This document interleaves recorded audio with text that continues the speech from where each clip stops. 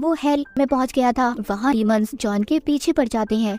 कहानी के शुरू में हमें एक वेपन हथियार के बारे में बताया जाता है जिसको तकदीर का भाला भी कहा जाता था। सबका कहना ये था कि जिसके हाथ में भी वो हथियार होगा उसकी दुनिया में हुकूमत होगी। लेकिन वर्ल्ड वॉर 2 के बाद वो हथियार कहीं पर गायब हो गया, जिसके बाद वो आज तक किसी को भी नहीं मिल पाया। हमें एक शहर दिखाया जाता है जहाँ पर हम एक आदमी को देखते हैं जो एक चर्च की सफाई कर रहा था। तभी उसे खुदाई करते हुए वहाँ पर एक कपड़े में लिपटा वो हथियार मिल जाता है, यानी कि तकदीर का भाला। जैसे ही वो आदमी उसे अपने हाथ में पकड़ता है तो उसके हाथ पर एक अजीब सा निशान बन जाता है। उसे हर तरफ से अजीब अजीब आवाजें भी सुनाई देने लगी थी। उसे न जाने क्या हो गया था, वो अपने होश में ही नहीं रहता। वो वहाँ से जाने लगता है। जब वो आदमी थोड़ा सा आगे जाता है तो उसका खतरनाक एक्सीडेंट होता है, पर उसे कुछ भी नहीं हुआ था। मगर जिस गाड़ी से उसका एक्सीडेंट हुआ था वो गाड़ी पूरी तरह तबाह हो गई थी, टूट फूट जाती है। यहीं से हमें आगे लॉस एंजलिस शहर का सीन दिखाया जाता है जहाँ पर एक आदमी जिसका नाम जॉन कॉन्स्टेंटीन था, उसको एक लड़की के अंदर से डीमन निकालने के लिए बुलाया गया था। जॉन दरअसल एक पैरानॉर्मल इन्वेस्टिगेटर होता है जो डीमंस को निकालने का काम और उनसे बात भी कर सकता था। अब क्योंकि डीमन ने पूरी तरह से उस लड़की पर अपना काबू कर लिया था, जॉन उस डीमन को एक होली निशान और अपने मंत्रों का इस्तेमाल करके उस डीमन को एक शीशे के अंदर कैद कर लेता है। पर वो शीशा टूट गया था, जिससे वो डीमन अब उस लड़की के अंदर से चला तो जाता है पर अभी भी वो इसी दुनिया में ही था। यहाँ पर मैं आपको बता दूं कि कोई भी डीमन या एंजल यानी फरिश्ता ऐसे ही दुनिया में नहीं आ सकते थे, क्योंकि ये गॉड और डेविल शैतान के असूल के खिलाफ था। उन्होंने अपना एक असूल बनाया था कि कोई भी डीमन या फरिश्ता उनकी इजाजत के बगैर दुनिया में नहीं जाएगा, क्योंकि डीमंस और फरिश्ते दुनिया में आकर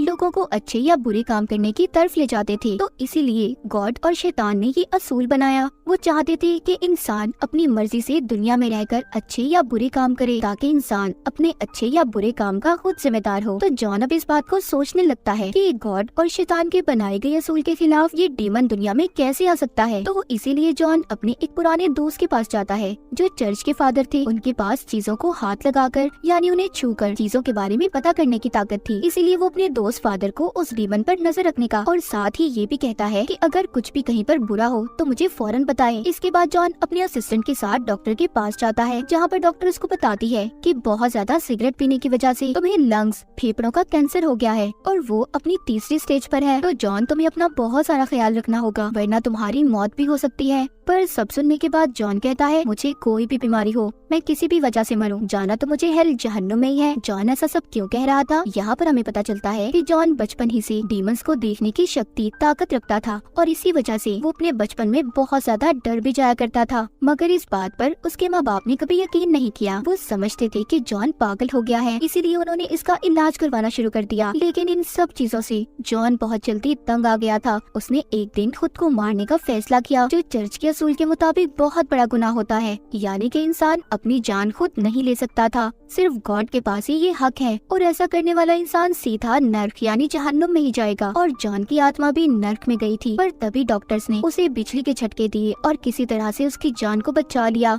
वो जिंदा तो हो गया, पर जॉन ने खुद को मारने का जो गुनाह किया था, अब जॉन जब भी मरेगा वो हेल यानी नर्क में ही जाएगा। इस एक्सीडेंट के बाद जॉन ने अपने अंदर की ताकतों को जाना और दुनिया में रहकर इंसानों के अंदर से डीमंस को निकालने का काम शुरू कर दिया, ताकि वो दुनिया में रहकर अच्छे काम करे, लोगों की जान बचाए। पर जॉन के बच जाने का शैतान को बहुत दुख था, तभी उसने ये कसम खाई थी कि जॉन जब भी मरेगा उसे शैतान लेने खुद दुनिया में आएगा। इसके बाद दिखाया जाता है कि जॉन एक चर्च में जाता है, जहाँ पर वो एक फीमेल फरिश्ते से मिलता है। वो फरिश्ता गॉड के करीब थी। जॉन उससे कहता है कि अब उसकी सोल आत्मा को गॉड माफ कर दे, क्योंकि अब तो वो अच्छे काम कर रहा है। फिर फरिश्ता कहती है कि तुम्हारा मकसद सिर्फ अच्छे काम करके जन्नत में जाना है, तुम अभी भी एक खुदगर्ज इंसान हो जो सिर्फ अपना मकसद पूरा करने के लिए लोगों की जान को बचाता है। सब बातें जानने के बाद जॉन को गुस्सा आ गया था, वो वहाँ से चला जाता है।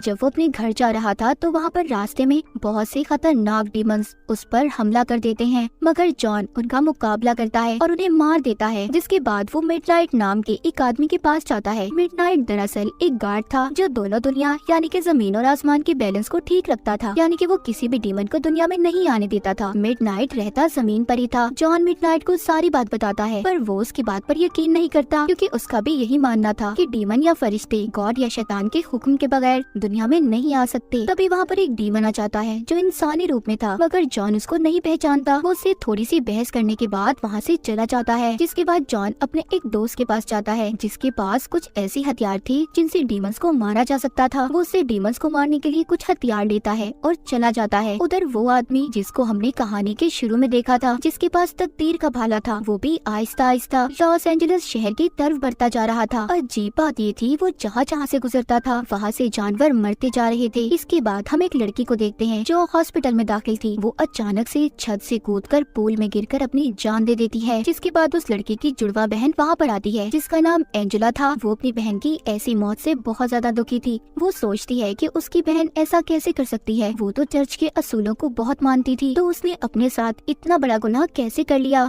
जिसका साफ मतलब अब उसकी आत्मा सीधा हेल में जाएगी। एंजेला की बहन के हाथ पर भी वही निशान था जो हमने कहानी के शुरू में उस आदमी की बाजू पर देखा था। एंजेला बैठी अब अपनी बहन की मरने से पहले की वीडियो देखती है, जिसमें मरने से पहले उसने जॉन कॉन्स्टेंटीन का नाम लिया था। तभी एंजेला अब जॉन के पास जाती है, मगर यहाँ पर जॉन एंजेला की मदद करने से मना कर देता है क्योंकि वो अपनी मौत और नर्क हेल वाली बात पर बहुत ज्यादा परेशान था। जब एंजेला उसके घर से जाने लगती है तो तभी जॉन देखता है कि उसके पीछे कुछ डीमंस थे जो एंजेला का पीछा कर रहे थे, इसलिए वो जल्दी से उसके पीछे जाता है और उसे उन डीमन से बचा लेता है। अब जॉन उसका साथ देने के लिए तैयार हो गया था। वो उसकी बहन के केस के बारे में भी जानने की कोशिश करता है। वो एक बिल्ली को हाथ में लेकर अपने पाँव को पानी में डालकर बैठ जाता है। ऐसा करने से वो हेल यानी नर्क में पहुंच गया था। वहाँ पर वो एंजेला की बहन की आत्मा से मिलता है। वो बताती है कि हाँ, मैंने खुद अपनी जान ली है, पर किस वजह से। इससे पहले वो बताती वहाँ नर्क के डीमंस जॉन के पीछे पड़ जाते हैं, जिस वजह से बिना बात जाने अब जॉन को वापस से दुनिया में आना पड़ता है। उधर फादर जो जॉन के दोस्त थे, उन्हें एंजेला की बहन से जुड़े कुछ सबूत मिलते हैं, तो वो हॉस्पिटल में एंजेला की बहन की लाश के पास जाते हैं। जब वो उसकी बाजू पर निशान देखते हैं और जब वो उसकी बाजू को पकड़ते हैं तो उन्हें पता नहीं क्या हो गया था। वहीं पर वो तड़प तड़प कर मर जाते हैं। जब जॉन को फादर की मौत का पता चलता है तो वो वहाँ पर आता है, जहाँ पर वो देखता है कि फादर ने अपना हिफाजती लॉकेट पहना ही नहीं था,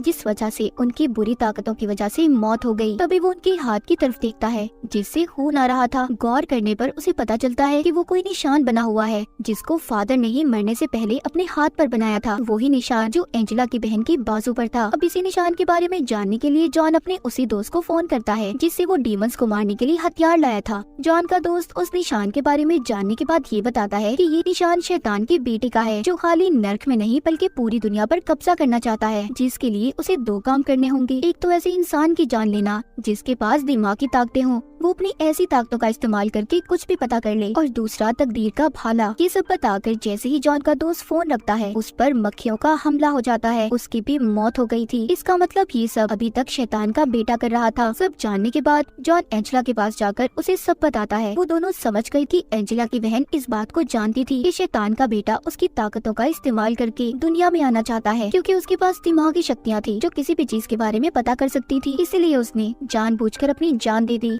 ताकि शैतान का बेटा अपने इस मकसद में कभी कामयाब ही ना हो। एंजेला बताती है कि उसके पास भी ऐसी ही ताकतें थी जैसी उसकी बहन के पास, पर उसने अपनी इन ताकतों के बारे में कभी जाना ही नहीं, इसीलिए वो ताकतें उससे दूर हो गई। पर एंजेला अब अपनी ताकतों को वापस से हासिल करना चाहती थी, इसलिए वो जॉन की मदद मांगती है। जॉन उसको एक बाथ टब में लिटा देता है। वो पानी के अंदर उसके मुंह को तब तक रखता है जब तक वो मौत के करीब नहीं पहुंच जाती। तभी अचानक से एंजेला बाहर आ जाती है। मौत को इतना करीब देखने की वजह से उसकी ताकतें वापस आ गई थी। एंजेला अब यहाँ पर अपनी दिमागी ताकत का इस्तेमाल करके जॉन को बताती है कि फादर और तुम्हारे दोस्त को एक डीमन ने मारा है जो आधा इंसान और आधा डीमन है। एंजेला उसी डीमन की बात कर रही थी जिससे पहले जॉन मिल चुका था, पर उसने उसे पहचाना नहीं था। सब जानने के बाद जॉन उस डीमन के पास जाकर उस पर होली वाटर गिराता है जिससे वो अपने असली रूप में आ गया था। वो डीमन बताता है कि तुम शैतान के बेटे को दुनिया में आने से नहीं रोक सकती, क्योंकि तकदीर का भाला भी उस तक पहुंचने वाला है। अब शैतान का बेटा एंजेला की आत्मा को लेना चाहता था, क्योंकि उसे पता चल गया था कि एंजेला की ताकतें वापस आ गई हैं, जैसे उसकी बहन के अंदर थी। इसीलिए शैतान एंजेला का इस्तेमाल कर अब दुनिया में आना चाहता था। जब एंजेला जॉन के साथ थी तभी कोई काली शक्ति आकर एंजेला को जॉन के पास से ले जाती है। वो उसे बहुत बचाने की कोशिश करता है बट नहीं बचा पाता। ये सब होने के बाद जॉन अब मिडनाइट के पास जाता है और उन्हें हमें इस बात का यकीन दिलाता है कि आसमान और जमीन का बैलेंस खराब हो गया है। डीमंस हमारी जमीन पर आने लगे हैं और इन सब के पीछे शैतान के बेटे का हाथ है। सब जानने के बाद मिडनाइट जॉन को एक कुर्सी देता है जिस पर बैठकर उसे भाले की सारी सच्चाई का पता चल गया था और वो ये भी पता कर लेता है कि इस वक्त एंजेला कहाँ पर है। जॉन अपने असिस्टेंट को भी अपने साथ ले जाता है। दूसरी तरफ एंजेला उसी पूल में थी जहाँ पर उसकी बहन ने छलांग लगाकर अपनी जान दी थी। तभी वहाँ पर एक आदमी आता है जो बहुत अजीब लग रहा था। एंजेला उस पर गोलियां चलाती है पर उसे कुछ भी नहीं होता और उसने एंजेला को पकड़ लिया था। जहाँ पर एंजेला थी उस जगह पर बहुत से डीमंस थे जो इंसानी रूप में एंजेला की आत्मा को लेने आए थे। पर वहाँ पर जॉन का असिस्टेंट होली वाटर को पानी के टैंक में मिला देता है, जिसके बाद उन डीमंस पर वो उसी पानी की बारिश करता है। वो सभी होली वाटर की वजह से जलने लगे थे। इस बात का फायदा उठाकर जॉन डीमंस को मार देता है। जब वहाँ पर एक डीमन उसे मारने की कोशिश कर रहा था तो जॉन का असिस्टेंट आकर उस डीमन को मार देता है, जिससे जॉन की जान बच गई थी। उधर एंजेला अभी भी पानी के पूल में थी जिसको शैतान के बेटे ने पोजेस्ड अपने कंट्रोल में कर लिया था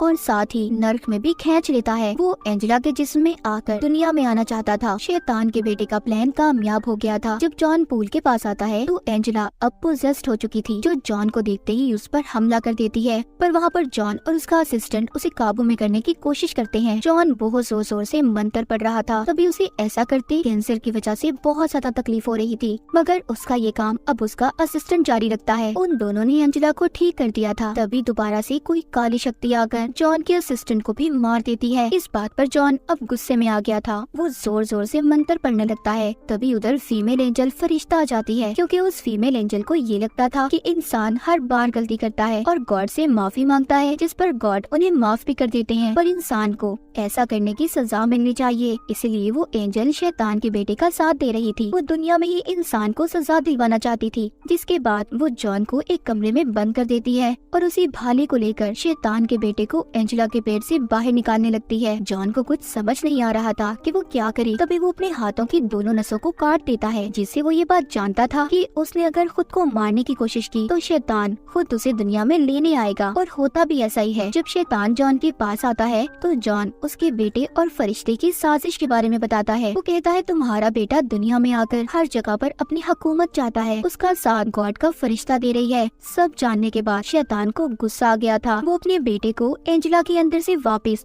हेल यानी नर्क में वापस भेज देता है और एंजल को सजा के तौर पर उसके दोनों परों को जलाकर एक आम इंसान में बदल देता है। शैतान सब कुछ ठीक करने के बाद बहुत खुश था। वो जॉन के मरने से पहले आखिरी ख्वाहिश बताने का कहता है, जिस पर वो कहता है कि मैं चाहता हूँ एंजेला की बहन की आत्मा को नर्क से निकालकर जन्नत में भेज दिया जाए, क्योंकि इन सब में उसका कोई कसूर नहीं था। उसे तो सिर्फ तुम्हारा बेटा अपने लिए इस्तेमाल करना चाहता था। सब जानने के बाद अब शैतान एंजेला की बहन की आत्मा को नर्क से आजाद करके जन्नत में भेज देता है। जिसके बाद वो जॉन को खींचकर नर्क दोज़ख में ले जाने लगता है। तभी जॉन की लाश अटक जाती है। उसके लिए जन्नत के दरवाजे खोल दिए गए थे, क्योंकि जॉन ने बिना किसी गर्ज के एंजेला की बहन की आत्मा को जन्नत में भिजवाया था। इसी अच्छी नियत की वजह से उसके लिए भी जन्नत के दरवाजे खोल दिए गए थे। इस बात पर शैतान को बहुत गुस्सा आता है। वो जॉन के कैंसर को खत्म करके उसे लंबी जिंदगी की बद्दुआ देता है और कहता है तुम दोबारा से दुनिया में अपनी जिंदगी शुरू करोगे। जब तुम अपनी इस जिंदगी में गुनाह करके मरोगे तो मैं तुम्हें लेने जरूर आऊंगा और तुम मेरे साथ ही हेल नर्क में जाओगे। ये सब कहने के बाद शैतान वापस अपनी दुनिया में चला गया था और जॉन अपनी दुनिया में सिगरेट को पीते हुए बुझा देता है। बाद में वो एंजेला के पास जाकर उस तकदीर के भाले को छुपाने का कहता है, ताकि उसका दोबारा कोई गलत इस्तेमाल ना कर सके। वो अपने असिस्टेंट की कब्र पर भी जाता है, जहाँ पर वो उसकी आत्मा को अपने सामने फरिश्ते के रूप में आसमान पर उड़ता हुआ देखता है। जॉन को अपनी जिंदगी का मकसद समझ आ गया था कि बस अच्छे काम करने हैं, जिसके बदले उसे जन्नत मिलेगी। तो हमेशा अपनी जिंदगी में अच्छे काम करें। इस मैसेज के साथ ही कहानी यहीं पर खत्म हो जाती है।